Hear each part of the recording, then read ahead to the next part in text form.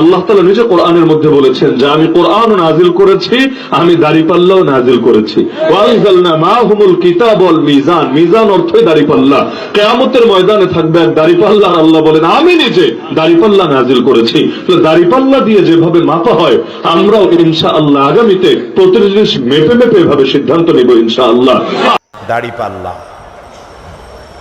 ইনসাফ কি মুকদ্দাস তারাজু, ইনসাফের প্রতীক কি তাও কইতে পারেন না, জোরে কোন না। এটা হচ্ছে ইনসাফের প্রতীক। সুপ্রিম কোর্ট ঢাকা, সুপ্রিম কোর্টের সামনে বিশাল দাড়িপাল্লা টানানো, দেখছেন না? মানুষেরা তো বোঝে না, গ্রাম দিয়ে লোকেরা যায়, যাই এটা দেখে কয় যে ওরে বাবা, জামাত ইসলামের এত বড় অফিস। দাড়িপাল্লা তো জামাত ইসলামের না, এটা ইনসাফের প্রতীক। তারা ক্ষমতায় গেলে ইনসাফ করবে, এটা বোঝাবার জন্য এই প্রতীককে গ্রহণ করেছে। আল্লাহ যেন ইনসাফ করার তৌফিক দিয়ে দেয়, বলেন আমিন।